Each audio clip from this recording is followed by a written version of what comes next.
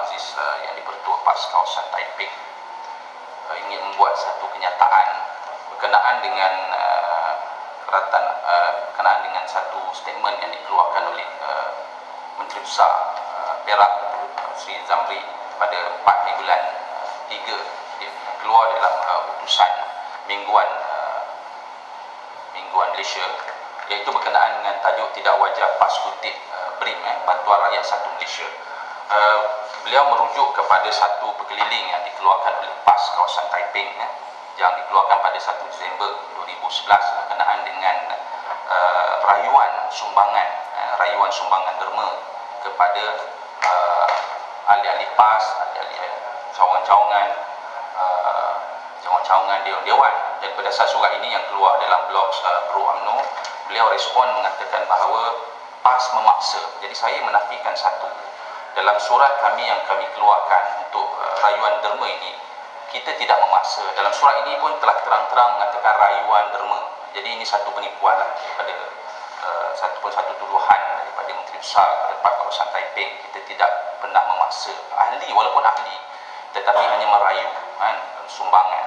Dan kita juga menafikan bahawa perkataan BRIM ini kita masukkan. Kita tidak memohon dalam surat ini bantuan rakyat satu Malaysia hasil daripada hasil daripada ahli yang dapat bantuan rakyat satu Malaysia ini minta sumbangan 15%. Kita tidak pernah sebut dalam surat yang kita keluar berkeliling. Kita nafikan perkataan BRIM ini kita sebut. Kita tidak sebut satu perkataan pun.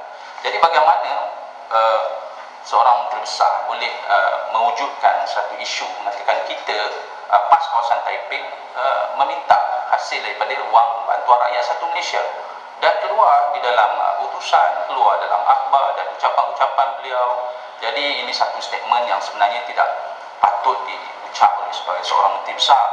Dan kalau nak mendapatkan politik mileage saat akhir pilihan raya ini pun, janganlah menggunakan ataupun membuat satu tuduhan ataupun kenyataan yang tidak benar. Dan saya nasihatkan supaya beliau merujuklah dulu surat-surat yang kita keluarkan, dan jangan buat statement berdasarkan kepada blog-blog yang sudah tentu mereka hanya mahukan kepada hits kepada blog mereka. Jadi dan satu lagi, saya nak tegaskan bahawa rayuan derma kepada ahli-ahli ini adalah satu rutin biasa dalam PAS. Kita menang di negeri Kelantan, kita dapat merampas kerajaan nasional di Kedah, dan kita menang di mana-mana tempat pun adalah hasil daripada sumbangan duit-duit daripada ahli. Ahli lah yang menyumbangkan. Dan suatu Tuan Guru Ustaz Fadil Muhammad Noor, Presiden PAS, mengatakan bahawa duit PAS ini ada di kocik-kocik ahli. Jadi kita mohon supaya ahli memberi sumbangan. Dan untuk pengetahuan tuan-tuan bahawa sebahagian besar, hampir 85% ahli-ahli PAS ini terdiri daripada kaki tangan kerajaan yang masih lagi berkhidmat sebagai guru, sebagai pegawai-pegawai di jabatan-jabatan, dan banyaknya juga daripada pesara tentera, pesara guru, pesara polis. Sebab itu mereka mendapat pendapatan tetap bulanan, pencen dan sebagainya. Kita merayu kalau mereka nak bagi, alhamdulillah lah, ada yang bagi banyak, ada yang bagi sikit, yang tak mau bagi pun kita tidak memaksa. Jadi kenyataan yang mengatakan kita memaksa ini adalah satu kenyataan yang kita anggap tidak wajar diucapkan oleh satu Menteri Besar.